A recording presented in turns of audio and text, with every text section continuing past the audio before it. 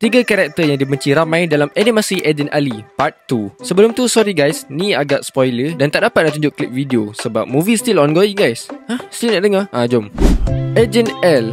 Agent L adalah seorang ejen senior dari Teras Invizo, iaitu dalam division rahsia mata. Macam yang korang tengok, memang dia ni jenis berpakaian kemas macam korang-korang yang kerja kerajaan ni. Cuma beza dia, korang yang kerja kerajaan ni dada ke dalam, perut ke depan. L ni pula bibir bengkak. Tapi tak boleh dinafikan yang dia memiliki reputasi sebagai ejen yang pakar dalam penyamaran dan serangan senyap.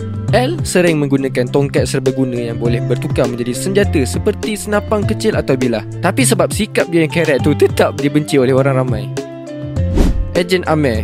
Sejujurnya rasa kelakar dengan nama ejen tu sebab selalunya nama-nama ejen ni kan nama-nama yang eksotik sikit. Amir adalah seorang ejen muda yang kurang berpengalaman tapi bercita-cita tinggi. Dia sering digandingkan dengan ejen L kerana berada di dalam division yang sama. Walaupun mempunyai akses kepada teknologi Iris Neo, kemahiran Amir lebih kepada aspek teknikal berbanding pentempuran. Dia terlalu bergantung pada L, jarang bertindak secara inisiatif sendiri dan membuatkan dia nampak seperti beban dalam misi. Tapi disebabkan 2 ekor ni baru keluar kat movie, so aku tak boleh cakap lebih-lebih lagi.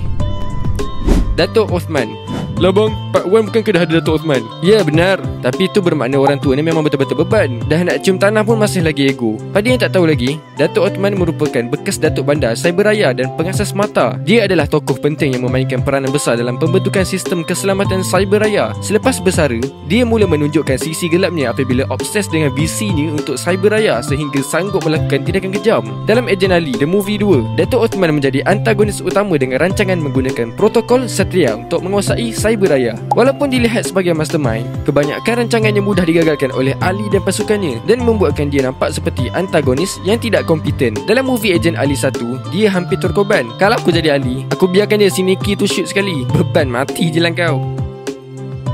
Nah guys, walaupun hanya 3 orang, tu je dah boleh buat video panjang macam ni. Sebab tu aku masukkan dalam video panjang biasa, bukan short. So guys, mana lagi ni ejen-ejen yang korang benci dan ejen-ejen yang korang kagum? Atau korang ada cadangan untuk tajuk lain? Sila tinggalkan komen di bawah.